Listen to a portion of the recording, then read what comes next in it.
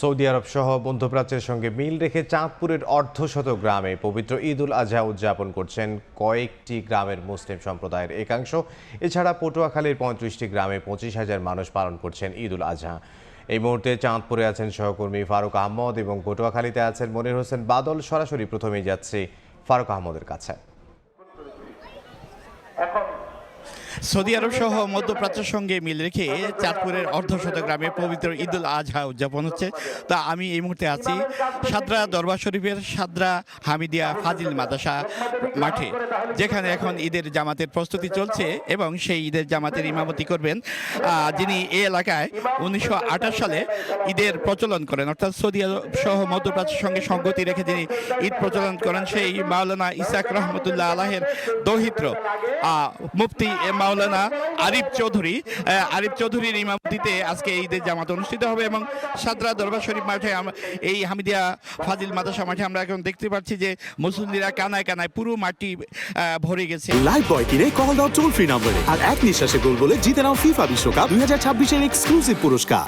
মুসল্লিরা এর মধ্যেই কিন্তু তারা ঈদের যে আনুষঙ্গিক যে প্রস্তুতি আছে সেটি তারা সম্পূর্ণ করেছেন এবং এই ঈদের নামাজের পরে কিন্তু তারা পশু কোরবানির জন্য তারা ছুটে যাবেন নিজ নিজ বাড়িতে। তো আমরা দেখতে পাচ্ছি যে এই মুহূর্তে নামাজের শুরুতে কিন্তু ইমাম সাহেব তিনি কিন্তু বয়ান করছেন মুসল্লিদের উদ্দেশ্যে এবং এখানে যারা মুসল্লি আছেন তরুণ যুব এবং কি অনেক বয়োবৃদ্ধকে দেখেছি এবং তাদের সঙ্গে আমরা কথা বলেছি। তারা বলেছেন যে তারা সেই বাপদাদার সময় থেকে কিন্তু এখানে এই ঈদগুলো উদযাপন করে যাচ্ছেন। বিশেষ করে ঈদ উল আজহা তার আগে কিন্তু তারা ঈদ উল ফিতরও কিন্তু একই দিন তারা উদযাপন করেছেন। তার একটি তথ্য জানিয়ে রাখি যে এই সাদরা দরবার শরীফ পাশে আছে এবং সেখানে কিন্তু আরেকটি ঈদের জামাত কিছুক্ষণ পরে শুরু হবে। তার আগে কিন্তু হামিদিয়া মাঠে সবচেয়ে বড় জামাতটি অনুষ্ঠিত হচ্ছে এবং সেই জামাতের এখন আমরা প্রস্তুতি দেখতে পাচ্ছি।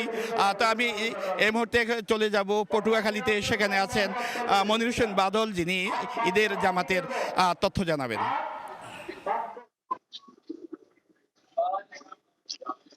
সৌদি সহ মধ্যপ্রাচ্যের সাথে মিল রেখে পটুয়াখালীতে আজকে প্রায় 35টি গ্রামে 25,000 মানুষ কিন্তু ঈদ উল আজহা পালন করছে। আজকে আমরা রয়েছি বদরপুর দরবার শরীফ। এই বদরপুর দরবার শরীফে আমরা দেখতে পাচ্ছি যে এখানে সকাল 8টায় নামাজ অনুষ্ঠিত হয়েছে এবং নামাজ এখন চলছে। আর একটু বলে রাখি, এরা কিন্তু যেমন একদিন আগে যেমন রোজা রাখে এবং একদিন পরেই কিন্তু তারা একদিন আগে রোজা রাখে এবং একদিন পরে ঈদ উল আজহা এবং ঈদ উল ফিতর পালন করে। আসলে এই যে আগাম এই ঈদ উদযাপনকারী এসব মানুষ হানিফি মাযহারা কাদেরিয়া তারিকার অনুসারী। তাদের বর্তমান পীর হলেন চট্টগ্রামের চান্দানাই উপজেলার হযরত শাহ সুফি মাওলানা মুফতি মোহাম্মদ মমতাজ আলী। এই বদরপুর দরবার শরীফের জামে মসজিদের খতিব মাওলানা মোহাম্মদ শফিকুল ইসলাম গনি যে আমাদেরকে বলেন যে পৃথিবীর যে প্রান্তে চাঁদ দেখা হয়, এই চাঁদ দেখা অনুযায়ী আসলে চাঁদ দেখা অনুযায়ী তারা রোজা রাখে এবং চাঁদ দেখা অনুযায়ী তারা ঈদ পালন করে। সেই অনুযায়ী মধ্যপ্রাচ্যে বিভিন্ন দেশে যেহেতু আজকে যে ঈদ উল আজহা উদযাপিত হচ্ছে, ঈদ উল আজহা পশু কোরবানির মাধ্যমে সেই অনুযায়ী সেই প্রথা অনুযায়ী তারা আজকে তারা ঈদ উল আজহা পালন করছে। আমরা দেখছি এই নামাজ এখনো শেষ হয়েছে। নামাজ শেষ হওয়ার পর এখন তারা এই পশু কোরবানির মাধ্যমে ঈদ উল আজহা পালন করবে।